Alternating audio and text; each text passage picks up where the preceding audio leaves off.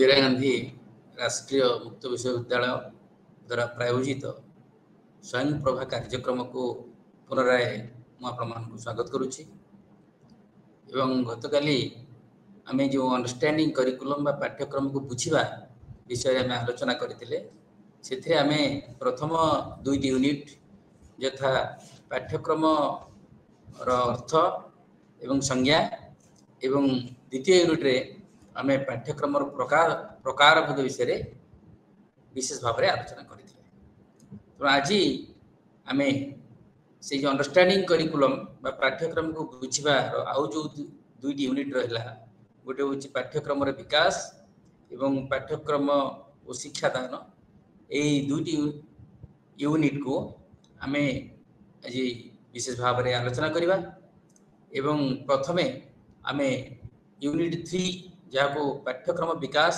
बा curriculum development से विषय आम आलोचना करवा। तेणु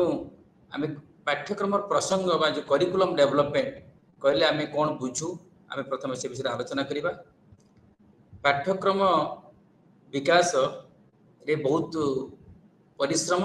एवं एते अनेक गुड़ी योजनार आवश्यकता रही। पाठ्यक्रम विकास अर्थ होची योजना और परिकल्पना एवं यार कार्यकारिता यार मूल्यांकन प्रक्रिया संपर्क में निष्पत्ति नेबा एतिपई नीति निर्धारण करवा।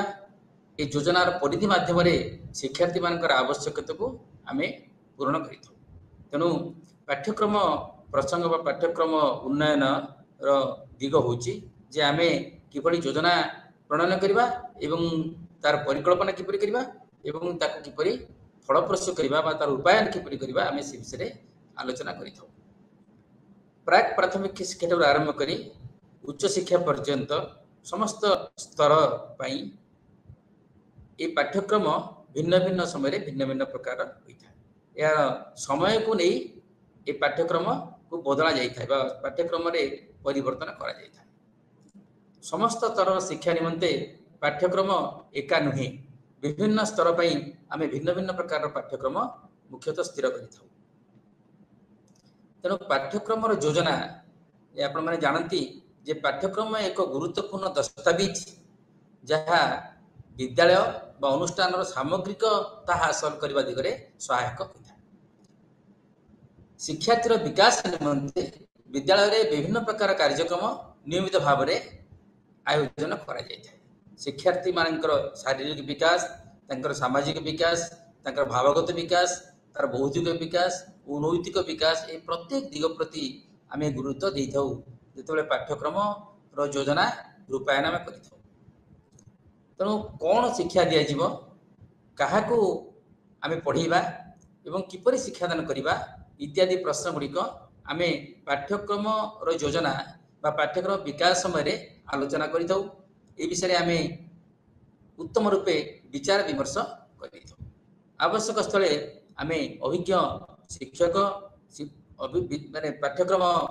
जो माने प्रस्तुतिकर्ता विशारद से सहित आम विभिन्न समय विचार विमर्श करिथौ। जदि पाठ्यक्रम को जातीय नीति और सामाजिक आवश्यकतार आलोक रूपायन करा जाए तेज शिक्षा व्यवस्था अत्यंत फलप्रद हो पारे। तेणु पाठ्यक्रम प्रस्तुत समय पाठ्यक्रम रूपायन समय आम आमर जातीय नीति को प्रतिफलित करवा एवं सामाजिक आवश्यकता को प्रतिफलित करवा। जदि यही दिग गुड़िक आम उपयुक्त भाव में दृष्टि देवा तेज निश्चित भाव में आमर शिक्षा व्यवस्था अत्यंत फलप्रसू एवं या छड़ा पाठ्यक्रम आवश्यकता रही जे यार उभय गोटे मनस्तात्विक दिग अच्छी एवं गोटे समाज शास्त्रीय दिग अच्छी। यह शिशुर मनस्तात्विक आवश्यकता पूर्ण करें तार सामाजिक आवश्यकता पूर्ण करें। तेणु पाठ्यक्रम प्रस्तुत समय यही दुईटी दिग प्रति आमको यत्नवान होगा पड़े। तेणु पाठ्यक्रम योजना शिक्षार गुणवत्ता निर्धारण करें। तेणु शिक्षार गुणवत्ता जेकोसी देशर नागरिक मान गुणवत्ता वृद्धि कर सहायक होता है। तेणु जदि आम पाठ्यक्रम को उत्तम रूपे प्रणयन करवा एवं तार गुणवत्ता को आम तार मान को आम निर्दिष्ट भाव में रक्षा करवा तेज निश्चित भाव में ये शिक्षार गुणात्मक विकास हम एवं शिक्षार गुणात्मक विकास हवा सहित नागरिक मानकर जनसाधारण गोटे गुणात्मक विकास हम। तेणु आम बर्तमान आलोचना करवा जे पाठ्यक्रम योजनार अर्थ कौन। आम पाठ्यक्रम योजना कहले साधारण अर्थ में कौन बुझी था कौन सी गोटे समाज बा देश लक्ष्य और आवश्यकता अनुसार पाठ्यक्रम योजना प्रणयन होता है। तेणु जिते पाठ्यक्रम आम तैयारी करुचे पाठ्यक्रम रूपायन करुचे से आम सामाजिक आवश्यकता को देखुचे बा देशर आवश्यकता को देखुचे एवं ता सहित व्यक्तिर आवश्यकता आम से प्रतिफलित करुचे। यदि ये समस्त दिग को आम देखा तेरे पाठ्यक्रम उपयुक्त भाव में प्रणयन हो पारे। तेणु पाठ्यक्रम योजना हूँ निर्माण में कार्यर श्रृंखला। तेणु आम जो निर्माण कार्य करुचे जेकोसी निर्माण कार्य आम जो निर्दिष्ट नीति नियम निर्दिष्ट व्यवस्था सहित आम जड़ित होचे सेमती पाठ्यक्रम योजना समय पाठ्यक्रम प्रणयन समय आम निर्दिष्ट तार निर्माण दिग प्रति आम गुरुत्व देवा और यह कि भाव में यार कार्यकारिता आम गुरुत्व देवा गोटे श्रृंखलागत कार्य ये जमी कर। तेणु उत्तम शिक्षा शिक्षणीय गवेषणा निरंतर चली। तेणु प्रति मुहूर्त पाठ्यक्रम किभली रूपायन कर पाठ्यक्रम किभली फलप्रसू हम और उत्तम पाठ्यक्रम आम किभली पिलामानंक प्रणयन करवा से प्रति समय अहरह गवेषणा चली। शिक्षाविद माने एवं गवेषक माने ये विषय में अहरह गवेषणा करुँच जो गवेषणार जो निर्यास बाहर जो फल बाहर से अनुसार आम पाठ्यक्रम नवीकरण करुचे पाठ्यक्रम को आम पुनर्विन्यास कर चलचे। तेणु ए विश्वायन एवं मानव सम्बल आवश्यकता कारण सामाजिक आवश्यकता परिवर्तन आसो। तेणु आम विश्वर आवश्यकता कौन अच्छी एवं मानव सम्बल मन आवश्यकता कौन अच्छी से दुईट आवश्यकता आम देखा तेरे सामाजिक आवश्यकता को लेकिन ये दुईट आवश्यकता सामाजिक आवश्यकता सहित जड़ित। तेणु ये समस्त आवश्यकता को आम विवेचना करवा तेरे पाठ्यक्रम परिवर्तन आसो। कारण सबु समय आम समय परिवर्तन सहित सामाजिक परिवर्तन सहित आम शिक्षा व्यवस्था अहरह परिवर्तन आसी था। तेणु समय समय पाठ्यक्रम परिवर्तन व उन्नति आवश्यकता रही पाठ्यक्रम यही चिंता गुड़िक उत्तर देवा आवश्यक। आम जो चिंता करुचे पाठ्यक्रम किभली हम पाठ्यक्रम समय परिवर्तन होची पाठ्यक्रम परिवर्तन केतले करुचे जितेबाला आम आवश्यकता परिवर्तन करुची जितेबाला आम सामाजिक उन्नति होची सामाजिक प्रगति होची ठीक से समय आम पाठ्यक्रम को नवीकरण करिबारे आम चेष्टित होचे। तेणु पाठ्यक्रम जो मैंने योजनाकारी से माने योजनाकारी पाखे केते गुड़े प्रश्न रहा उचित एवं से प्रश्न गुड़िक कौन ना पाठ्यक्रम योजनाकारी माने जो प्रसंग जो प्रासंगिक प्रश्न गुड़िक मन रखा उचित ताहा निम्न आम आलोचना करवा आम आलोचना करवा जे को प्रसंग प्रासंगिक प्रश्न ता मन भीतर रहिबो जो माने करिकुलम प्लानर बा करिकुलम डेवलपर जो माने से माने कौन को एस्पेक्ट उपरे बेनी गुरुत्व देबे से विषय आम आलोचना करवा। ये प्रथमटी होची जे गोटे देश रे शिक्षार लक्ष्य एवं नीति कौन आम देशर शिक्षार लक्ष्य कौन एवं आमर शिक्षा नीति कौन से दुईटा जिनिस को आमको प्रथमे गुरुत्व देवा पड़े। तेणु शिक्षा शिक्षार्थी मान व्यक्तिगत सामाजिक एवं शिक्षागत आवश्यकता कौन अच्छी इंडिविजुअल नीड कौन अच्छी सोशल नीड कौन अच्छी एवं आमर पेडागोजिकल नीड शिक्षागत एजुकेशनल नीड कौन अच्छी समस्त प्रश्न को आम एकत्रित करवा एवं से समस्त प्रश्न को विवेचना करिया पाठ्यक्रम में तैयारी करवा। तेणु विषय वस्तु दक्षता और स्वभाव कौन होगा उचित एवं सेगुड़िक किपरि होगा उचित कौन कौन विषय वस्तु आम पाठ्यक्रम में सन्निवेश करवा को दक्षता पर आम गुरुत्व देवा एवं पाठ्यक्रम स्वभाव केमती हम नेचर पाठ्यक्रम हम से गुड़िक आम प्रथमे विचार करवा विवेचना करवा। समाज और देशर आवश्यकता कौन से विषय में आम गुरुत्व रखा तापर शिक्षार्थी मानकर मूल्यबोध को आम गुरुत्व देवा एवं समाजर गतिशीलता को आम गुरुत्व देवा। मुझे प्रथम कही समाज हूँ गतिशील परिवर्तन एक चिरंतन प्रक्रिया। तेणु सामाजिक परिवर्तन को आम कौन समय गौण रूपे ग्रहण करें समाज समाजर आवश्यकता को आम देखा एवं सामाजिक मूल्यबोध को आम देखी आवश्यक गुरुत्व देवा एवं शिक्षार्थी मान मूल्यबोध को गुरुत्व देवा। धंदामूलक एवं वृत्तिगत दक्षता कौन आवश्यक जीवन एवं क्यारियर तार गुरुत्व कौन रही आम से गुड़िक आमको विवेचना करने धंदामूलक शिक्षा दिज्व वोकेशनल एजुकेशन दिज्व वृत्तिगत शिक्षा उभय को आम सन्निवेश कर कि दक्षता एफिशिएंसी दरकार से विषय में चिंता करते योजना प्रस्तुत करने समय कौन कौन प्रसंग और आह्वान सब रही आम से विषय ध्यान देवा कौ प्रसंग को आम गुरुत्व देवा एवं सब आह्वान कौन अच्छी से गुड़ा को आम गुरुत्व देवा पड़ो हासिल कर हिल्डा टाबा 1962 मसीह पाठ्यक्रम विकास एक एत गुड़े जुक्ति उपस्थापन कर जुक्ति गुड़ को आम आलोचना करवा जे शिक्षकर निजस्व पाठ्यक्रम प्रस्तुत करने उचित शिक्षार्थी मान मनोवैज्ञानिक एवं समाजशास्त्री आवश्यकता को दृष्टि रखी शिक्षक पाठ्यक्रम निजे तैयारी करेंगे साधारण अर्थ आमर श्रेणी शिक्षक माने जो माने जो शिक्षक माने शिक्षादान में नियोजित होती से पाठ्यक्रम प्रस्तुत कर न पाठ्यक्रम को बहु अभिज्ञ व्यक्ति माने अधिक अभिज्ञ शिक्षाविद माने तैयारी करते जहाँफल कौन हुए ना छात्र छात्री मान मनोवैज्ञानिक दृष्टिभंगी एवं तार सामाजिक आवश्यकता को से अणदेखा करेणु से टाबा हिल्डा टाबांकर जुक्ति हूँ जे शिक्षक निजस्व पाठ्यक्रम तैयारी जो पाठ्यक्रम को से श्रेणी गृह शिक्षादान करेंगे से पाठ्यक्रम से निजे तैयारी करेंगे से दुईटा दिग को गुरुत्व देवे गोटे हूँ मनस्तात्विक दिग और सामाजिक दिग सामाजिक आवश्यकता को दृष्टि देवे तापर आम एनसीएफ 2005 पाठ्यक्रम योजना करवा एवं तार अभिज्ञता हासिल करने समय केते गुड़े मार्गदर्शन देते से मार्गदर्शन गुड़ी को आमको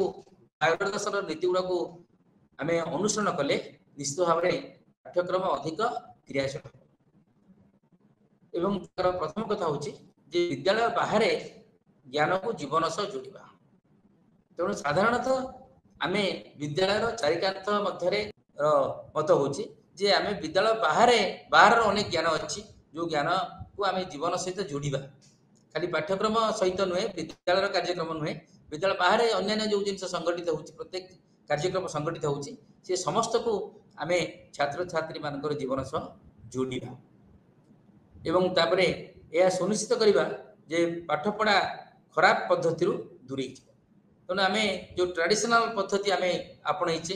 आम जो गोटे रंग मेथड को आम एडप्ट करें से रंग मेथड आमको आउ टे दूरी जावाक पड़ो आउ टे मॉडर्न मेथड आमको जावाक पड़ो आधुनिक पद्धति को आम आपणेबा जहाँफल शिक्षादान प्रक्रिया अधिक क्रियाशील पाठ्यपुस्तक केन्द्रीक अपेक्षा पिलामानकर सामग्रिक विकास पाठ्यक्रम को समृद्ध कर तेणु आमर जो करिकुलम जहाँ कथा कहूँ पाठ्यक्रमटा पाठ्यपुस्तक केन्द्रिक हवा उचित नुहे साधारणतः विषयगत ज्ञान आम पिलामानकु देवा नहीं एवं पिलामानकर सामग्रिक विकास आम पाठ्यक्रम को अधिक समृद्ध करवा एवं जो पिलामानकर गोटे सामग्रिक विकास हो पार से नुआ नुआ कार्यक्रम पाठ्यक्रम आमको जोड़ा पड़ो तेणु परीक्षा को अधिक नमनीय करवा एवं श्रेणी गृह जीवन में समन्वित करवा परीक्षा को आम अधिक नमनीय करवा परीक्षा पद्धति जो गोटे रिजिड एग्जामिनेशन सिस्टम अच्छी परीक्षा पद्धति अच्छी से पद्धति रे आमे परिवर्तन आनिबा एवं आमे कंटिन्यूअस एवं कम्प्रिहेंसिव इवैल्यूएशन कथा आमे जो कहूचे से प्रकार करवा एवं श्रेणी गृह जीवन सहित परीक्षा को आमे समन्वित करवा जहाँफल परीक्षा रो जो भय छात्र छात्री मान मध्य रोची से प्रकार भयरू से माने दूरी देशर गणतांत्रिक शासन व्यवस्था मध्य जत्नवान होगा उचित तेणु गणतंत्र को अधिक सुदृढ़ करने जे आमे आमे कौन गणतंत्र आवश्यकता कौन अच्छी गणतंत्र मूल्यबोध कौन अच्छी से सब विषय आम छात्र छात्री मान को जनइबा ता सहित गणतांत्रिक शासन व्यवस्था सहित आमको पिला परिचित करवा कारण गणतांत्रिक व्यवस्था सहित छात्र छात्री परिचित हेले से भविष्य जीवन में उत्तम नागरिक हो पारे तेणु प्रत्येक मार्गदर्शक सैद्धांतिक दृष्टिकोण पिला स्वाधीनता पर ध्यान देवे ଏବଂ ଶିକ୍ଷଣ ବିଷୟବସ୍ତୁ ଓ ଶିକ୍ଷଣ କାର୍ଯ୍ୟକଳାପକୁ ଉପଯୁକ୍ତ ଭାବରେ ଯୋଜନା କରିବେ ଏବଂ ଏହାର ଆୟୋଜନ ପାଇଁ ନେତୃତ୍ୱ ନେବେ। ତେଣୁ ଏ ସମସ୍ତ ଦିଗକୁ ଯଦି ଆମେ ଗୁରୁତ୍ୱ ଦେବା ତେବେ ନିଶ୍ଚିତ ଭାବରେ ଆମର ଏନ୍ସିସିଏଫ୍ର ଯେଉଁ ତାର ଯେଉଁ ମାର୍ଗଦର୍ଶନ ନୀତି ଅଛି ବା ମାର୍ଗଦର୍ଶନ ନୀତି ଅଛି ସେ ନୀତିକୁ ଯଦି ଆମେ ଉଚିତ ଭାବରେ ଅନୁସରଣ କରିବା ତେବେ ନିଶ୍ଚିତ ଭାବରେ ପାଠ୍ୟକ୍ରମ ବିକାଶ ସହଜ ଏବଂ ସୁଦୃଢ଼ ହୋଇପାରିବ। ତାପରେ ପାଠ୍ୟକ୍ରମ ଯୋଜନାର ନୀତି କ'ଣ, କେଉଁ କେଉଁ ନୀତି ନିୟମକୁ ନେଇ ଆମେ ପାଠ୍ୟକ୍ରମ ଯୋଜନା କରିବା ବା କରିକୁଲମ୍ ଡେଭଲପମେଣ୍ଟ କରିବା, ଯେ ପ୍ରିନ୍ସିପଲ୍ସ ଅଫ୍ କରିକୁଲମ୍ ପ୍ଲାନିଂ ଯାହାକୁ ଆମେ କହୁଛୁ, ଯେ ଯୋଜନାର ନୀତି ସବୁ କ'ଣ ଅଛି। ପାଠ୍ୟକ୍ରମ ସମସ୍ତ ସ୍ତରର ସମ୍ପୂର୍ଣ୍ଣ ଶିକ୍ଷାଗତ ପ୍ରକ୍ରିୟା ପାଇଁ ଆଧାର ପ୍ରସ୍ତୁତ କରେ। ତେଣୁ ସବୁ ସ୍ତର ପାଇଁ ପାଠ୍ୟକ୍ରମ ହେଉଛି ଗୋଟେ ଆଧାର। ଫାଉଣ୍ଡେସନ କୋର୍ସ ପାଇଁ ଏବଂ ପ୍ରାଥମିକ ଶିକ୍ଷା ପାଇଁ, ମାଧ୍ୟମିକ ଶିକ୍ଷା ପାଇଁ, ଉଚ୍ଚ ଶିକ୍ଷା ପାଇଁ, ଏ ପ୍ରତ୍ୟେକ ସ୍ତରର ଶିକ୍ଷା ପାଇଁ ଇଏ ହେଉଛି ଗୋଟେ ଆଧାର, ଯାହାକୁ ଫାଉଣ୍ଡେସନ କୋର୍ସ ଆମେ କହୁଛେ ପ୍ରି ସ୍କୁଲ ଠାରୁ ଆରମ୍ଭ କରି କ୍ଲାସ୍ 1 ପର୍ଯ୍ୟନ୍ତ, ଏବଂ ପ୍ରିପାରେଟୋରୀ ଷ୍ଟେଜ୍ କଥା ଆମେ କହୁଛେ କ୍ଲାସ୍ 3 ରୁ 5, ଏବଂ ମିଡିଲ୍ ସ୍କୁଲ କଥା କହୁଛେ ଆମେ କ୍ଲାସ୍ 6 ରୁ କ୍ଲାସ୍ 8, ଏବଂ ମାଧ୍ୟମିକ ଶ୍ରେଣୀ କଥା ଯେଉଁ ଆମେ କହୁଛେ କ୍ଲାସ୍ 9 ରୁ କ୍ଲାସ୍ 12। ଏସବୁ ଶ୍ରେଣୀ ପାଇଁ ଆମେ ପାଠ୍ୟକ୍ରମକୁ ଉପଯୁକ୍ତ ଭାବରେ ପ୍ରସ୍ତୁତ କରିବା ଏବଂ ନିର୍ଦ୍ଦିଷ୍ଟ ଆଧାରରେ ପାଠ୍ୟକ୍ରମ ପ୍ରସ୍ତୁତ କରାଯିବ। ତେଣୁ ଗାନ୍ଧିଜୀଙ୍କ ମତରେ ଶିକ୍ଷା ଜୀବନ ପାଇଁ ଏକ ଜୀବନବ୍ୟାପୀ ପ୍ରକ୍ରିୟା। ଜୀବନ ପାଇଁ ଗୋଟେ ଜୀବନବ୍ୟାପୀ ପ୍ରକ୍ରିୟା, କାରଣ ଏଇ ଶିକ୍ଷାର ଯଦି ଗୋଟେ ଜୀବନବ୍ୟାପୀ ପ୍ରକ୍ରିୟା ହେବ ତେବେ ଆମେ କହୁଛେ ଯେ ପ୍ରତି ସମୟରେ ଶିଶୁ କିଛି ନା କିଛି ଶିକ୍ଷା ଗ୍ରହଣ କରିପାରିବ, କିଛି କିଛି ଶିକ୍ଷା ଲାଭ କରିପାରିବ। ତେଣୁ ବିଦ୍ୟାଳୟର ସମସ୍ତ କାର୍ଯ୍ୟକଳାପ ପାଠ୍ୟକ୍ରମ ଦ୍ୱାରା ନିର୍ଦ୍ଧାରିତ ହେବା ଉଚିତ। ଯେକୌଣସି କାର୍ଯ୍ୟକ୍ରମ ବିଦ୍ୟାଳୟରେ ସେ ଶୈକ୍ଷିକ କାର୍ଯ୍ୟକ୍ରମ ହେଉ ବା ଅଣଶୈକ୍ଷିକ କାର୍ଯ୍ୟକ୍ରମ ହେଉ, ପ୍ରତ୍ୟେକ କାର୍ଯ୍ୟକ୍ରମ ଏ ପାଠ୍ୟକ୍ରମ ଦ୍ୱାରା ପରିଚାଳିତ ହେବ। ସବୁ ପ୍ରତ୍ୟେକ ବିଷୟକୁ ଆମେ ପାଠ୍ୟକ୍ରମରେ ଯୋଡ଼ିବା। ତେଣୁ ପ୍ରଚଳିତ ପାଠ୍ୟକ୍ରମର ବିଶ୍ଳେଷଣ ଏବଂ ନୂତନ ପାଠ୍ୟକ୍ରମର ଯୋଜନା ପାଇଁ ଶିକ୍ଷାର୍ଥୀମାନଙ୍କର ଆବଶ୍ୟକତାର ସର୍ବେକ୍ଷଣ ଆଧାର ହେବା ଉଚିତ। ଆମେ ଶିକ୍ଷାର୍ଥୀମାନଙ୍କ ଆବଶ୍ୟକତାକୁ ଆମେ ସର୍ବେକ୍ଷଣ କରିବା, ବୁଝିବା ଯେ ଶିକ୍ଷାର୍ଥୀମାନଙ୍କର କ'ଣ କ'ଣ ସବୁ ଆବଶ୍ୟକତା ଅଛି, ସେ ଆବଶ୍ୟକତା ନେଇକରି ଆମେ ପାଠ୍ୟକ୍ରମକୁ ବିଶ୍ଳେଷଣ କରିବା ଏବଂ ନୂତନ ପାଠ୍ୟକ୍ରମର ଯୋଜନା ପ୍ରସ୍ତୁତ କରିବା।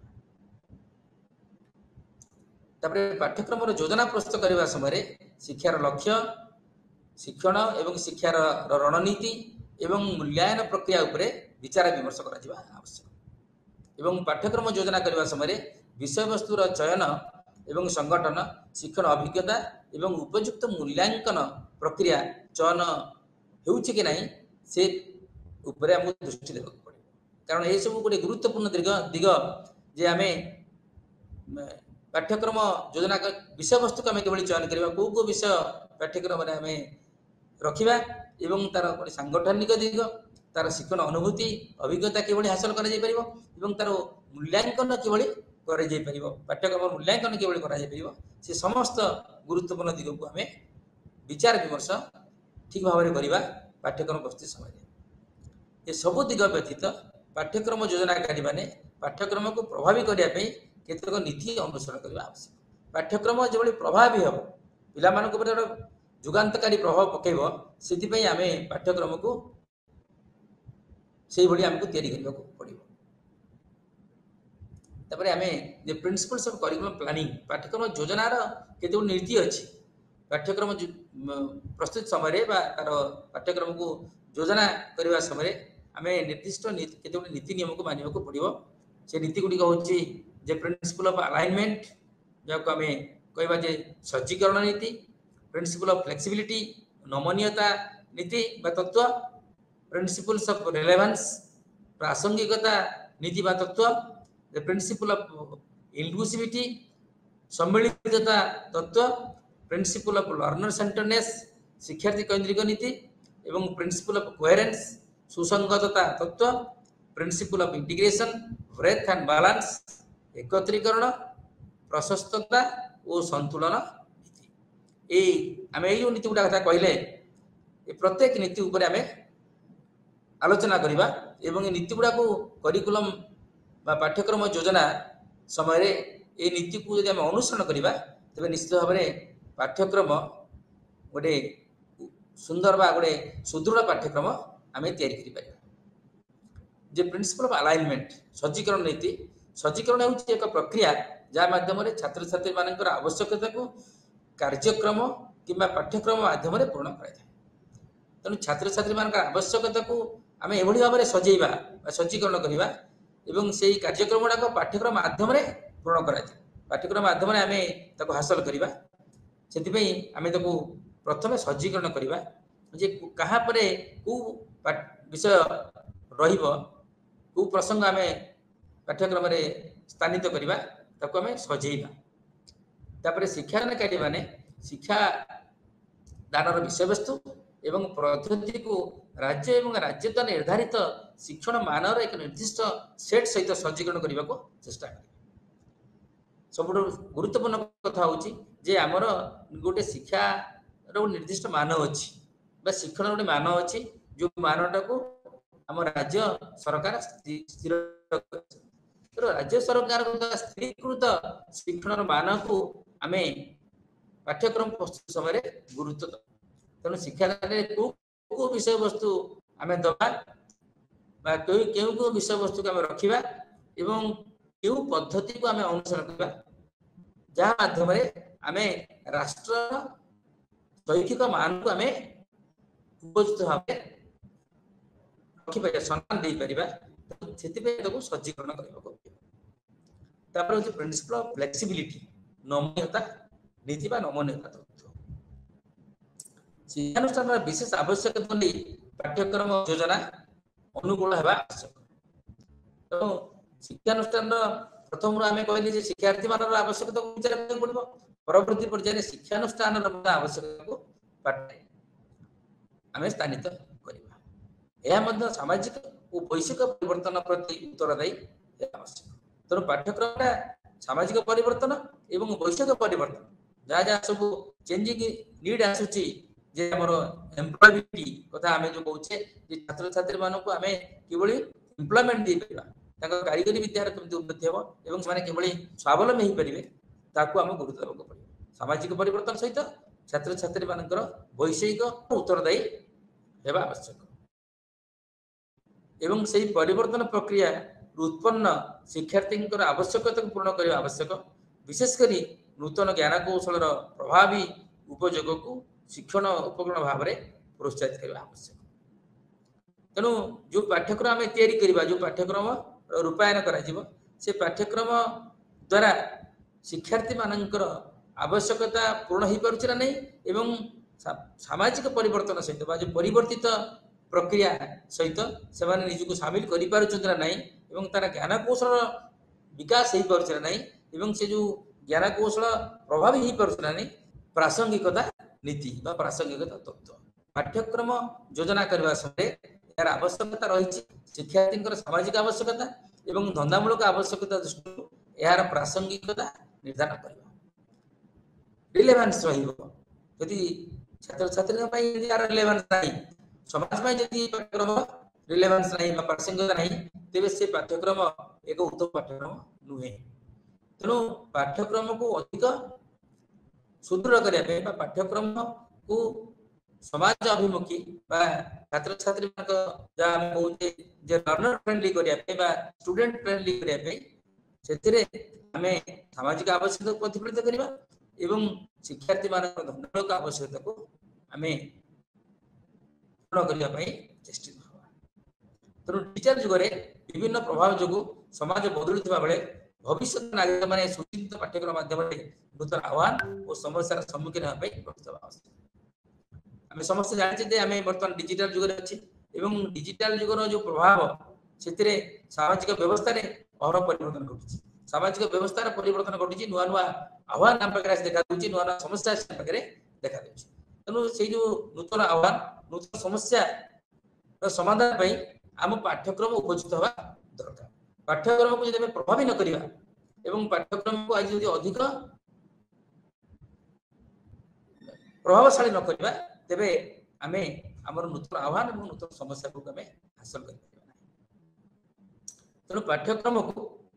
ବା ପାଠ୍ୟକ୍ରମର ପ୍ରାସଙ୍ଗିକ କରିବା ପାଇଁ ଏହାର ନିରନ୍ତର ସମୀକ୍ଷା କରିବା ଆବଶ୍ୟକ। ତେଣୁ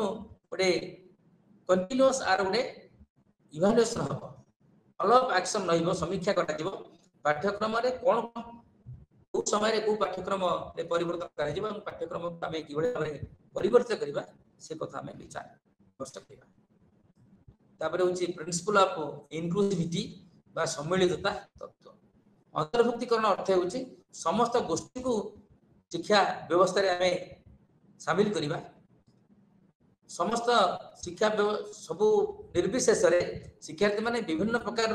ज्ञान दक्षता और मूल्यबोध हासिल करें समय जिते प्रकार शिक्षार्थी समस्त गोष्ठी अच्छा जे एबल एवं डिजेबल एवं जहाँ कहे विभिन्न धर्म विभिन्न भाषा गोष्ठी सबू संप्रदाय लोक मान पाठ्यक्रम समस्त एक प्रकार पाठ्यक्रम तैयारी करवा सब ज्ञान दवा गोटे एक प्रकार दक्षतार अभिवृद्धि करवा गोटे प्रकार मूल्यबोध से हासिल करें प्रिंसिपल ऑफ लर्नर सेंटर्डनेस शिक्षार्थी केंद्रिक नीति तेणु पाठ्यक्रम योजना कर शिक्षार्थी मान आवश्यकता प्रसंग सामर्थ्य अनुभूति और रुचि को विचार को नेबे जो पाठ्यक्रम तैयारी कर शिक्षार्थी को बेसी गुरुत्व दिया तार आवश्यकता कौन तार सामर्थ्य कौन तार अनुभूति कौन तार रुचि कौन प्रत्येक जिनिस गुरुत्व देवा शिक्षार्थी मान व्यक्तिगत और पारस्परिक संपर्क विश्वास और धारणा को ध्यान रखा आवश्यक तेणु ये प्रत्येक दिग प्रति आम गुरुत्व दवा चाइल्ड सेंटर्डनेस कारण शिशु केंद्रिक पाठ्यक्रम शिशु उपरे विशेष गुरुत्व दि जाए प्रिंसिपल ऑफ कोहेरेंस सुसंगतता तत्व एक प्रकार पाठ्यक्रम केतबेले सुसंगत भाव में कह शिक्षार्थी मान पूर्व ज्ञान उपर शिक्षण निर्माण हम आम जदि पूर्व ज्ञान को लेकिन आम गोटे शिक्षण अनुभूति पिला दबा तेज आम कह कोहेरेंस रहा सुसंगत रहा पूर्वापर संकेत रहा तेरे पाठ्यक्रम आम एभली तैयारी करवा कौन समय पाठ्यक्रम गोटे श्रेणी सर आउ गोटे श्रेणी को जो आम जा शिक्षार्थी जो उत्तीर्ण हम से पूर्व ज्ञान सहित तार नूतन ज्ञान को आम सन्निवेशित करवा सुसंगत भाव में जोड़ा तेणु शिक्षार्थी मैंने निज गति विभिन्न उपाय विभिन्न कथा शिक्षा लाभ करते नूतन ज्ञान एवं से बोधक्षमता उपर आम गुरुत्व देवा से किभली भाव में नुआ नुआ ज्ञान तैयारी करेंगे उपयुक्त भाव में शिक्षार बोधक्षमता केवल से प्रत्येक दिग को आम दृष्टि देवा और यत्नवान हवा तेणु शिक्षा क्षेत्र में संपर्क रहा उचित तेणु शिक्षा सहित समाज संपर्क शिक्षा सहित व्यक्तिर संपर्क तेणु सामग्रिक भाव में शिक्षा गोटे शिक्षा क्षेत्र में गोटे संपर्क स्थापन गोटे जोगसूत्र स्थापन हम हूँ प्रिंसिपल ऑफ रिलेवेंस प्रासंगिकता तत्व पाठ्यक्रम योजना करने समय यार आवश्यकता रही शिक्षार्थी सामाजिक आवश्यकता और धंदामूलक आवश्यकता दृष्टि यार प्रासंगिकता निर्धारण कर तेणु रिलेवेंस कथा आम जो कहे ये विषय में आगुरी आलोचना करें जे सामाजिक आवश्यकता और शिक्षार्थी वृत्तिगत आवश्यकता को आम मुख्य मुख्य भाव में ग्रहण करवा यह हूँ मुख्य प्रसंग पाठ्यक्रम प्रस्तुति principle of integration breadth and balance principle of integration हूँ एकत्रीकरण प्रशस्तता एवं संतुलन नीति ज्ञानात्मक प्रभावी एवं साइकोमोटर भली विभिन्न क्षेत्र में दक्षता एवं दक्षता निर्दिष्ट सेट को चिन्हट करा उचित एवं यह प्राक प्राथमिक विद्यालय ठारू आरंभ कर उच्च शिक्षा पर्यंत शिक्षण प्रत्येक पर्यायर एकीकरण अंतर्भुक्त चिन्हट कर जब आमको टीचिंग गोटे इंटीग्रेटेड टीचिंग दिज्व टीचिंग एज ए होल गोटे फ्रागमेंटेड टीचिंग बा अलग अलग शिक्षा शिक्षण यदि दिज्व तेरे शिशुर दक्षता वृद्धि हम ना तार साइकोमोटर डेवलपमेंट हम ना तेणु प्राक विद्यालय आरंभ कर उच्च शिक्षा पर्यंत प्रत्येक क्षेत्र में आम गोटे एकीकरण नीति रे शिक्षा दबा तेणु से पाठ्यक्रम जे एकीकरण प्रिंसिपल ऑफ इंटीग्रेशन को आम गुरुत्व दबा एक सामग्रिक पाठ्यक्रम लक्ष्य हूँ बौद्धिक सौंदर्य सामाजिक शारीरिक भावगत और नैतिक भाव मनुष्य समस्त क्षमता को एक समन्वित ढंग से विकसित करवा शिशुर विकास हम गोटे सामग्रिक विकास हम और सामग्रिक पाठ्यक्रम माध्यम शिशुर सामग्रिक विकास एवं ये जो सामग्रिक विकास कथा आम कहे जे सामाजिक विकास शारीरिक विकास तार भावगत विकास तार बौद्धिक विकास जो आम कहे इंटेलेक्चुअल डेवलपमेंट एस्थेटिक डेवलपमेंट सौंदर्यगत विकास करा मोराल डेवलपमेंट सब डेवलपमेंट गोटे समन्वित ढंग से हम तार कोहेरेन्स रोटे इंटीग्रेटेड वे रे तार विकास हम तेणु एभली पाठ्यक्रम शिक्षार्थी सामग्रिक विकास को 21 शताब्दी सह संतुलित कर कारण आम जो 21 शताब्दी कथा आम आलोचना करुचे 21 शताब्दी नॉलेज 21st सेंचुरी स्किल कथा आम कहे 21st सेंचुरी नॉलेज कथा कहे तेणु पाठ्यक्रम जिभली गोटे 21 शताब्दी प्रत्येक नागरिक प्रत्येक शिक्षार्थी मानकर समग्र विकास रे सहायक हम से आमको चेष्टा करने पड़ो अप्रोचेस टू करिकुलम प्लानिंग पाठ्यक्रम योजनार मार्ग कौन आम कौ कौ अप्रोच कौ मार्ग रे आम पाठ्यक्रम को योजना करवा प्रथम हूँ जे आभिमुख्य हूँ कौन सी कार्य बा पाठ्यक्रम मुकाबिला करवा एवं कौन सी कार्य करवा वो चिंता कर उपाय जो आमको जे योजना प्लानिंग आभिमुख्य हूँ कौन सी कार्य बा पाठ्यक्रम मुकाबिला करवा तो फेस करवा एवं कौन सी कार्य करवा बा चिंता कर उपाय ताको आम चिंता करवा ये यार कार्यकारिता विषय चिंता करवा यार सफल रूपायन विषय चिंता करवा तेणु यही सब विषय आम आलोचना करवा तेज पाठ्यक्रम अधिक क्रियाशील तेणु व्यापक भाव में केतगुटी पाठ्यक्रम केतगुटी नियम दी आभिमुख्य रही से आभिमुख्य गुण को आम हासिल करने पड़ो गोटे हूँ जे व्यवहारिक आभिमुख्य परिचालकीय आभिमुख्य प्रणालीगत आभिमुख्य मानवीय आभिमुख्य बौद्धिक व शैक्षिक आभिमुख्य जहाँ आम इंग्राजी में कहूँ जे behavioural approach managerial approach system approach humanistic approach intellectual और एकेडमिक अप्रोच ये समस्त को आम आलोचना करवा गोटे पर गोटे जे व्यवहारिक आभिमुख्य जहाँ बिहेवियरल अप्रोच कहूँ यही आभिमुख्य लक्ष्य उद्देश्य एवं शिक्षण कार्यकलाप इत्यादि को आगुआ निर्धारण कर कौन बिहेवियरल चेंज आसो व्यवहारिक परिवर्तन कौन हम पाठ्यक्रम माध्यम तेणु से आभिमुख्य लक्ष्य आम तैयारी करुचे लक्ष्य उद्देश्य तैयारी करुचे शिक्षण कार्यकलाप को आम आगुआ तैयारी करुचे एवं व्यवस्थित उपाय यार कार्यान्वयन एक ब्लू प्रिंट आम प्रस्तुत कर आम इम्प्लीमेंट करवा करिकुलम तैयारी करवा गुरुत्वपूर्ण कथा नुहे तार इम्प्लीमेंटेशन कि हम तार सफल रूपायन कि हम से आमको गोटे ब्लू प्रिंट तैयारी करने पड़ो तेणु पूर्व निर्धारित लक्ष्य एवं उद्देश्य को आधार कर शिक्षण फलाफल को मूल्यांकन कराए आम कौन उद्देश्य रखीचे एवं से उद्देश्य आम कौन पाइले ताकू नहीं आम मूल्यांकन करवा शिक्षण फलाफल को आम कहे रिजल्ट शिक्षण रिजल्ट को आम मूल्यांकन करवा शिक्षण जो प्रक्रिया रे जहाँ आम हासिल करे शिक्षादान पर आम मूल्यांकन करवा तेणु पाठ्यक्रम योजनार आवश्यकतार विश्लेषण और लक्ष्य उद्देश्य और शिक्षण अभिज्ञता को आम उपयुक्त भाव में वर्णना करवा हूँ परिचालनाकीय आभिमुख्य जहाँ मैनेजरियल अप्रोच विद्यालय परिचालना पाठ्यक्रम योजना और कार्यान्वयन दिग निर्धारण कर तेणु आम ताको यदि उपयुक्त परिचालना करवा तेज पाठ्यक्रम योजना और तार कार्यान्वयन ठीक भाव में संपादन हो तेणु शिक्षादान कार्यकलाप नीति प्राथमिकता एवं संगठन विद्यालय बा अनुष्ठान परिचालकों द्वारा परिचालित होता है यही आभिमुख्य विद्यालय प्रधान शिक्षक पाठ्यक्रम विशेषज्ञ और नेता माने प्रमुख भूमिका ग्रहण करता तेणु आम जो पाठ्यक्रम तैयारी करुचे तार गोटे मैनेजरियल अप्रोच रोचे जे ये पाठ्यक्रम को कौ कौ मैंने परिचालना करेंगे साधारणतः शिक्षक मैंने ये पाठ्यक्रम को परिचालना करेंगे एवं आवश्यक स्थल अभिभावक मान साहाय्य निपारे तेणु विद्यालय जो कार्यकलाप विभिन्न नीति और तार प्राथमिकता को आम गुरुत्व दबा तेणु यार परिचालनागत समस्या जो देखा नदिव से आमको चेष्टा करने पड़े प्रणाली बा आमको सिस्टम अप्रोच कथा कहे ये कौ पद्धति आम यार रूपायन करवा एक व्यवस्था अनेक भाग बा उपादान थाए जहाँ व्यवस्थार लक्ष्य और उद्देश्य हासिल करने परस्पर मध्य क्रियाशील होता है तेणु केते गुड़े उपादान रही गोटे व्यवस्था लक्ष्य अच्छी उद्देश्य अच्छी और गोटे उपादान अच्छी और ता भर गोटे पारस्परिक क्रिया और प्रतिक्रिया संगठित होता है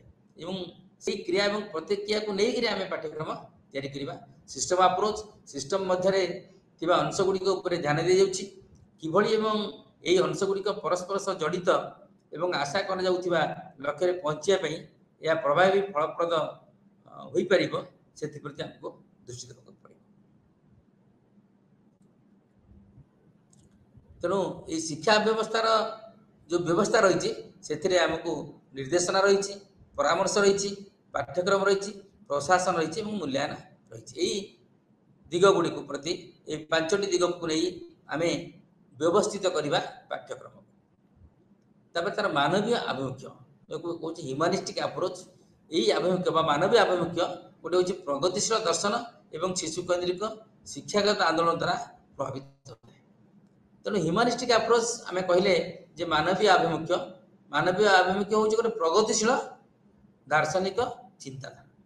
एवं ये जो प्रगतिशील दार्शनिक चिंताधारा रे आम शिशु केन्द्रिक शिक्षा को विशेष भाव में गुरुत्व दौर मुख्य साधारणतः पिला बेलर प्रकृति अर्थात पिलार छात्र छात्री मान रुचि तंकर आवश्यकता सामर्थ्य दक्षता उपर अधिक ध्यान दि जाए। तेणु शिशु मान सामर्थ्य तंकर स्वाधीनता एवं स्वाधीनता वातावरण केन्द्रीभूत होता है एवं ये समस्त दिग को आम पाठ्यक्रम रे सामिल कर पाठ्यक्रम संपूर्ण ध्यान संपूर्ण पिलार विकास पर रही। तेणु पाठ्यक्रम प्रस्तुतिर मूल अभिमुख्य हूँ शिशुर किभली विकास हम तार संपूर्ण विकास सामग्रिक विकास किभली हम। तेणु पाठ्यक्रम और यार कार्यान्वयन केन्द्र में शिक्षार्थी और शिक्षादान व्यवस्था रही। तेणु जदि जिते पाठ्यक्रम कथा आम कहे पाठ्यक्रम रूपायन एवं पाठ्यक्रम प्रस्तुति ये दुईटा जगह प्रत्येक ये दुईटी जिनस जे शिक्षार्थी और शिक्षादान व्यवस्था रही। शिक्षार्थी को आम ये गौण कर शिक्षादान व्यवस्था को आम गौण करवा। तेणु पाठ्यक्रम एवं यार पाठ्यक्रम प्रस्तुति रूपायन उभय शिक्षक एवं शिक्षादान प्रक्रिया गुरुत्व रही एवं तापर हूँ जे शैक्षिक आभिमुख्य इंटेलेक्चुअल एकाडेमिक अप्रोच कौन यही आभिमुख्य 3टी दिग अच्छी यथा शिक्षार्थी समाज एवं विषय पर गुरुत्व दिए शिक्षार्थी उपर गुरुत्व दिया समाज उपर गुरुत्व दिया शिक्षण विषय को विषय शिक्षा ध्यान दिज्व गुरुत्व दिया पाठ्यक्रम योजना करने समय शिक्षार्थी स्वभाव तार रुचि तार सामर्थ्य तार आवश्यकता विषय एक तात्विक ज्ञान को विचार को नि आम विवेचना करूँ तार स्वभाव कौन तार रुचि कौन तार सामर्थ्य कौन तार आवश्यकता कौन को प्रकार पाठ्यक्रम द्वारा शिक्षार्थी निजक विकसित कर गुरुत्व दी था। तेणु पाठ्यक्रम रूपरेख प्रस्तुत करने समय तार आकांक्षा को विचार को लेता है शिशुर आशा और आकांक्षा को आम गुरुत्व दी था एवं आभिमुख्य शिक्षण ज्ञानात्मक सिद्धांत और शिक्षादान विभिन्न पद्धति से अवदान को आम गुरुत्व दी था। तेणु शिक्षण जो ज्ञानात्मक सिद्धांत ज्ञानात्मक दिग एवं शिक्षादान पद्धति को पद्धति आम आपणेबा गुरुत्व दि जाए। तेणु भिन्न भिन्न स्टेज भिन्न भिन्न स्तर पर भिन्न भिन्न प्रकार पाठ्यक्रम प्रस्तुत कर प्रथम हूँ प्राक प्राथमिक शिक्षा एवं प्राक प्राथमिक शिक्षा यही पर्यायर पिला माने खेल प्रकृति को अनुसरण करते कहानी शुणी पढ़ा भल पाई था कला हस्तशिल्प नृत्य गीत आदि माध्यम शिक्षा लाभ करते प्ले वे मेथड जो आम कहूँ पिला खेल माध्यम शिक्षा ग्रहण करता है पिला माने बहुत एक्टिव होता निजर स्थानीय परिवेश सबकि सब जिन प्रति मैंने एक्सपोज होता एवं प्राक भाषा एवं प्राक गणित दक्षता नाटक गल्प शब्द खेल कला एवं हस्तशिल्प यही पर्यायर शिक्षण क्षेत्र अटे आम साधारणतः यही विषय पिला प्राक प्राथमिक शिक्षा पिला दे था तार मस्तिष्क विकास एवं पिला सामर्थ्य को उपलब्धि करने यह एक गुरुत्वपूर्ण समय। तेणु यही समय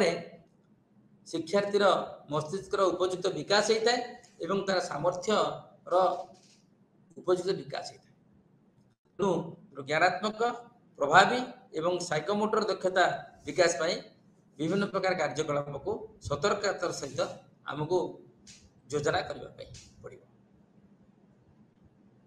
तापर प्राथमिक और उच्च प्राथमिक शिक्षा कि प्रकार पाठ्यक्रम तैयारी पर्यायर पर्यायर पाठ्यक्रम में साधारणतः साक्षर दक्षता उपर ध्यान दी जाए जेपरि पढ़ा लिखा पठन और बोधगम्यता एवं पिला स्वाधीन भाव में पाठ करने प्रस्तुत करने पाठ्यक्रम में शिक्षण फलाफल अपेक्षा शिक्षण प्रक्रिया उपर अधिक गुरुत्व दी तेणु शिक्षण प्रक्रियाटा हूँ गुरुत्वपूर्ण कारण प्रक्रिया जदि ठीक रही उपयुक्त शिक्षण प्रक्रिया संगठित हम तेरे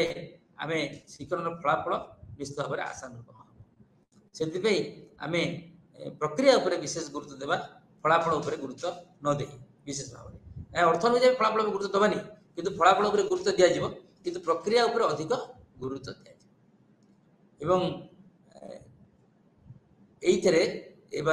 पाठ्यक्रम में संख्यार परिकल्पना करवा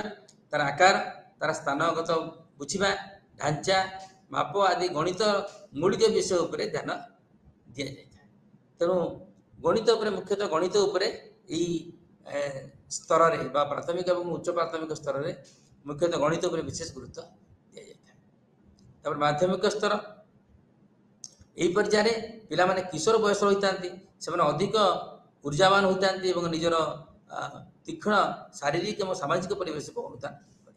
पाठ्यक्रम में विभिन्न विषय और सेगुड़िकर ढांचा उपर गुरुत्व दी जाए पाठ्यक्रम परिकल्पना तार व्यापकता और गभीरता उपर गुरुत्व दि जाए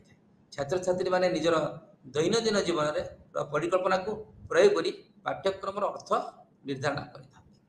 पर्यायर अधिक गुरुत्व दी जाए तेणु माध्यमिक स्तर में आम जो जो विषय आम शिक्षा दे था से आम जे दैनंदिन जीवन परिकल्पना को गुरुत्व दी जाए एवं पाठ्यक्रम अर्थ किभली निर्धारित हो पार से विषय गुरुत्व दी जाए। एकविंश शताब्दी में दक्षता विकास को दृष्टि रखी गुरुत्वपूर्ण चिंताधारा समस्या समाधान विश्लेषण तर्क कल्पना सहयोगी कार्यक्रम डिजिटल साक्षरता एवं जीवन धारण प्रयोग संभव जदि आम एकविंश शताब्दी दक्षता को गुरुत्व देवा तेरे प्रत्येक जिन प्रत्येक विषय प्रत्येक गुरुत्वपूर्ण विषय को आम हासिल कर उच्च माध्यमिक शिक्षा उच्च माध्यमिक होवरी एक पर्याय जो बछा बछा विषय व्यापकता और गभीरता उपर गुरुत्व दि जाए पाठ्यक्रम उद्देश्य हूँ परिकल्पना गुड़ी को गभीर भाव में बुझा यही पर्याय हूँ वृत्तिगत एवं उदार कला पाठ्यक्रम मूलदुआ पाठ्यक्रम खसरा प्रस्तुति करने और शिक्षागत रणनीति परामर्श देवाई श्रृंखलार ढांचा को ध्यान रखा आवश्यक होती तेणु यही उच्च माध्यमिक शिक्षा आम ये हूँ गोटे परिकल्पनार समय ये पाठ्यक्रम आम या जहाँफल शिक्षार्थीर वृत्तिगत अभिवृद्धि एवं तार पाठ्यक्रम तार विकास मूलदुआ जपरी ये पढ़ी पार आम आसवा विश्वविद्यालय स्तर शिक्षा विश्वविद्यालय स्तर में श्रृंखलागत विशेषज्ञता उपर गुरुत्व दी जाए यही पर्यायर श्रृंखलागत विषय क्षेत्र और सेगुड़िकर प्रयोग उपर गभीर ध्यान दी थाए liberal art course science course professional course जपरिक इंजीनियरिंग मेडिकल फार्मास्यूटिकल कॉमर्स और अकाउंटेंसी आदि क्षेत्र में यही स्पेशलाइजेशन रही विश्वविद्यालय स्तर में शिक्षार्थी मान मध्य विभिन्न विषय वस्तु क्षेत्र में अनुसंधान भावना विकसित होता है रिसर्च उपर ये गुरुत्व दी जाए और हायर एजुकेशन आम liberal art science professional course engineering medical pharmaceutical commerce accountancy ये समस्त विषय में पाठ्यक्रम विकास में कौन कौन को स्टेप्स आम नवा हिलडाटा बा पाठ्यक्रम विकास 7टी प्रमुख पदक्षेप उपर गुरुत्व रखिंट सेगुड़ी शिक्षार्थीर आवश्यकता निदान शिक्षण उद्देश्य गठन शिक्षण विषय वस्तु चयन शिक्षादान विषय वस्तु संगठन शिक्षण अभिज्ञतार चयन शिक्षण कार्यकलाप संगठन एवं मूल्यांकन तेणु शिक्षार्थी आवश्यकता कौन अच्छी से आम जत्न मानक पड़ो शिक्षण उद्देश्य कौन रही विवेचना करा पड़ो विषय वस्तु किभली उपयुक्त भाव चयन कर ध्यान दिज्व शिक्षादान विषय वस्तु को संगठन किभली करवा संगठित उपाय किभली शिक्षादान कर विषय आमको विवेचना करा पड़ो एवं शिक्षण अभिज्ञता चयन करें कि प्रकार लर्निंग एक्सपीरियंस आसवा कि प्रकार लर्निंग एक्सपीरियंस हम पाइबा ये पाठ्यक्रम माध्यम से विषय आप विवेचना करें तेणु शिक्षण कार्यकलाप संगठन और तार मूल्यांकन उपर से गुरुत्व देपर आम आसवा जे आमे वर्तमान आम आलोचना करवा जे करिकुलम एंड पेडागोजी आम यूनिट 3 को आम आलोचना कले जे पाठ्यक्रम विकास किभली हम एवं पाठ्यक्रम विकास रे विभिन्न भिन्न भिन्न शिक्षाविद मानकर दृष्टिभंगी को आम आलोचना कले तेणु आम बर्तमान आम आलोचना करवा जे करिकुलम एंड पेडागोजी जे पाठ्यक्रम वितर्क समसामयिक समय विशेषकर निर्माण तार कारोबार एवं पाठ्यक्रम फलाफल परिप्रेक्षी अधिक आग्रह सृष्टि तेणु वर्तमान विद्यालय और उच्च शिक्षा पाठ्यक्रम में व्यापक ध्यान दी जाउछि कारण यह पिला माननकु गुणात्मक शिक्षा प्रदान करबा अंशविशेष तेणु आमे जो कहूचे जे करिकुलम मान पेडागोजी से आमे समयर परिवर्तन सहित जे विशेषकर आम जो कंस्ट्रक्टिविज्म कथा आम आलोचना करुचे संगठनवाद कथा आम आलोचना करुचे से समय पाठ्यक्रम फलाफल उपर बेसी गुरुत्व दी जाउछि तेणु उच्च शिक्षा क्षेत्र में आर गुणात्मक विकास किभली हो पारिबो से आम अधिक क्रियाशील होचे जे गुणात्मक शिक्षा पाठ्यक्रम अवदान एवं तार तात्पर्य एवं ताको बुझिबा एवं पाठ्यक्रम सहित ताको किभली जड़ित करबा एवं पाठ्यक्रम प्रसंग एवं केमि नुआ नुआ विषय प्रति आम ध्यान दिज्व से विषय आमको विवेचना करा किभली पाठ्यक्रम और शिक्षादान परस्पर सह जड़ित तेणु पाठ्यक्रम और शिक्षादान दुईटा किभली परस्पर सह जड़ित आम से विषय आलोचना करा तेणु पाठ्यक्रम मार्गदर्शक नीति शिक्षाशास्त्र किपरि अनुसरण करने उचित पाठ्यक्रम निर्माण सह जड़ित विभिन्न प्रसंग और समसामयिक परिवर्तन कौन तेणु आम जो कहे जे पाठ्यक्रम सहित शिक्षाशास्त्र बा शिक्षा दान से दुईटा किभली भाव में परस्पर जड़ित एवं से किभली अनुसरण करवा से विषय में आलोचना कर तेणु पाठ्यक्रम निर्माण सह विभिन्न प्रसंग एवं समसामयिक परिवर्तन कौन हो पाठ्यक्रम से विषय में आम आलोचना तेणु एथुर स्पष्ट जे पाठ्यक्रम एवं शिक्षाशास्त्र परस्पर सह जड़ित कारण पाठ्यक्रम प्रस्तुति कर सारे तार जो कार्यान्वयन जहाँ को आम कहे इम्प्लीमेंटेशन कथा से शिक्षाशास्त्र द्वारा संभव होता है तेणु पाठ्यक्रम क्यों विषय वस्तु को शिक्षा दिज्व से विषय में आलोचना करें कौ कौ विषय पाठ्यक्रम पढ़े आलोचना करते कि शिक्षाशास्त्र विषय वस्तु को शिक्षा देवाई क्यों पद्धति और क्यों माध्यम व्यवहार कर ध्यान दि जाए तेणु शिक्षाशास्त्र द्वारा विषय वस्तु किभली शिक्षा दिज्व कौ कौ पद्धति शिक्षक अवलंबन करेंगे और तार माध्यम कौन ये प्रत्येक दिग उपरे आमरी गुरुत्व दे तेणु विषय वस्तु पद्धति एवं पाठ्यक्रम ये परस्पर होते अभिचित अंग तेणु विषय वस्तु को आम छाड़ी पारिबानी शिक्षा पद्धति को छाड़ी पारिबानी एवं आमर शिक्षादान माध्यम बा पाठ्यक्रम को आम छाड़ी पारे परस्पर अंगांगी भाव जड़ित तो आम बर्तमान आलोचना करवा जे relationship between curriculum and pedagogy शिक्षाशास्त्र पाठ्यक्रम सहित निबिड़ भाव में जड़ित शिक्षाशास्त्र एवं पाठ्यक्रम ये दुईटा किभली परस्पर भाव में जड़ित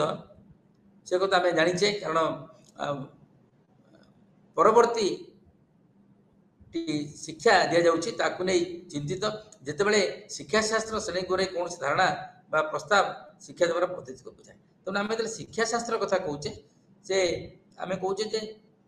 कौ पद्धति शिक्षा दिज्व कि प्रकार शिक्षा दिज्व एवं से आम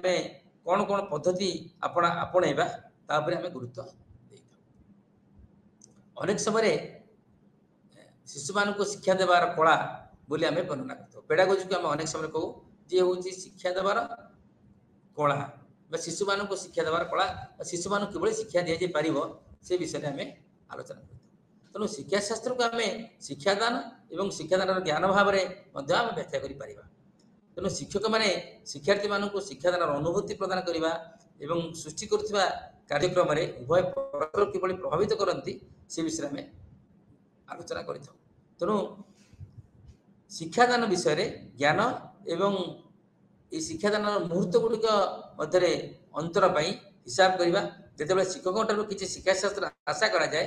शिक्षाशास्त्र जी आलोचनात्मक से क्रियाशील आम तक आलोचना करवा क्रियाशील शिक्षक मान अभिज्ञतार से द्वारा शिखा जा प्रसंग शिक्षार्थी मैंने अनेक समय जी शिखती एवं से पाठ्यक्रम आलोचना माध्यम शिक्षादान किभली परस्पर सहित जड़ित से कथा आम जानी था तेरे पद्धति कौशल विकल्प भाव में शिक्षाशास्त्र शब्दर व्यवहार कर तेणु शिक्षाशास्त्र दिग किंतु शिक्षाशास्त्र व्यक्तिगत संप्रगत एवं उन्नतिकरण दिग को आम सक्रिय भाव में अनुसरण करवा शिक्षाशास्त्र परिभाषा अनुसार यह एक सृजनशील प्रक्रिया विषय शिक्षार्थी एवं स्वयं विषय ज्ञान आवश्यकता शिक्षाशास्त्र विचार विमर्श द्वारा एवं अनेक समय आकार एवं तीक्ष्ण होता है कारण शिक्षाशास्त्रीय जुक्तिर कल्पना करवा तार अंतर्ज्ञान तार अभिव्यक्ति एवं तार आवश्यकता को लेकिन आम शिक्षाशास्त्र को विनियोग कर तेणु शिक्षाशास्त्र प्रमुख परिवर्तन कौन एनसीएफ 2005 अनुसार आम आम शिक्षाशास्त्र कौन कौन सब परिवर्तन होती टीचिंग लर्निंग प्रोसेस कौन सब परिवर्तन होती प्रथमे थिला टीचिंग शिक्षादान थिला तापर आसला लर्निंग शिक्षण तापर टीचर सेंट्रिक थिला शिक्षादान टीचर सेंट्रिक थिला तापर आसला लर्नर सेंट्रिक शिक्षक केंद्रिक शिशु केंद्रिक शिक्षादान आसला तापर टीचर इम्पार्टिंग नॉलेज शिक्षक शिक्षा ज्ञान दौले एवं लर्नर एक्टिव पार्टिसिपेशन लर्निंग किंतु परवर्ती पर्यायर जे एक्टिव पार्टिसिपेशन शिक्षार्थी निजे पार्टिसिपेट कला शिक्षण प्रक्रिया स्टेबल डिजाइन ऑफ करिकुलम गोटे स्थिर पाठ्यक्रम थिला पूर्व वर्तमान से पाठ्यक्रम फ्लेक्सिबिलिटी आसी तार नमनीयता पाठ्यक्रम नमनीयता मेथड नमनीयता तेणु टीचर गिव्स डायरेक्शन आगुरी शिक्षक डायरेक्शन दौले निर्देशना दौले किंतु वर्तमान शिक्षार्थी हूँ ऑटोनोमस एवं इंडिपेंडेंट से स्वाधीन तेणु learner learning from text book only text book रू ही प्रथम शिक्षा दी जाऊला किंतु वर्तमान जे विभिन्न प्रकार रिसोर्सेस माध्यम शिक्षा दी तेणु क्लासरूम शिक्षा जाऊला आगुरी लर्निंग इनसाइड द क्लासरूम वर्तमान learning is wider context in social and nature समाज एवं परिवेश रे शिक्षा लाभ कर learning by listening and reading शुणिकी और पढ़ी पिला ज्ञान आहरण करूला किंतु वर्तमान काम करी लर्निंग बाय डूइंग तेणु जातीय पाठ्यक्रम आधार भाव में यह सब विषय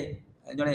स्वाभाविक शिक्षार्थी भाव में शिशु को प्राधान्य दिखाई शिशुर प्राधान्यता को आम गुरुत्व दूचे वर्तमान सार्वजनिक भाव में एकमत जे प्रत्येक पिलार प्राकृतिक आग्रह एवं शिखबार क्षमता रही जहाँ से प्राय स्वयं सहित भाव में शिक्षा लाभ कर तेणु आम विद्यालय पाठ्यक्रम आम शिशु को बेसी गुरुत्व दूचे जातीय पाठ्यक्रम आधार 2005 अनुଯାयी शिशु पर विशेष गुरुत्व दि जापरे ज्ञान निर्माण में शिशुर गुरुत्व रही एनसीएफ 2005 द्वारा ग्रहण कर निर्माणवादी दृष्टिकोण शिक्षण हो ज्ञान निर्माण एक प्रक्रिया यही धारणा को आगे नहीं शिक्षार्थी मैंने निकट में उपस्थापित सामग्री कार्यकलाप आधार में प्रचलित चिंताधारा नूतन चिंताधारा जोग कर सक्रिय भाव में निजर ज्ञान गठन तेणु पूर्व ज्ञान को नहीं से परवर्ती पर्यायर नूतन ज्ञान से जहाँ आम कंस्ट्रक्शन ऑफ नॉलेज ज्ञान को से ज्ञान संगठन कर ज्ञान से सृष्टि करें तेणु बर्तमान आम आलोचना करवा चॉइस बेस्ड क्रेडिट सिस्टम चयन आधार में क्रेडिट सिस्टम हो भारत में वर्तमान उच्च शिक्षा पाठ्यक्रम शिक्षार्थी मान निजुक्ति सुजोग सक्षम करें तेणु पारंपरिक एवं वार्षिक पद्धति शिक्षक केन्द्रिक आभिमुख्य व्यवहार करेणु वार्षिक व्यवस्था स्वाधीन चिंताधारा को प्रोत्साहन दि जाऊना तेणु पाठ्यक्रम नमनीयता आसव श्रृंखलागत आभिमुख्य सहित शिक्षार्थी मान गतिशील करने को पड़े तेणु उदीयमान सामाजिक अर्थनैतिक वातावरण में परिचित करा सीबीएसई रे स्नातक और स्नातकोत्तर पाठ्यक्रम बहुमुखी आभिमुख्य प्रचलन कर शिक्षार्थी माने निज पसंदर विषय उपरे प्रभुत्व हासिल करने विभिन्न विषय पाठ्यक्रम चयन करें तेणु ए शिक्षार्थी को बेसी गुरुत्व दी जाए पाठ्यक्रम को चयन कर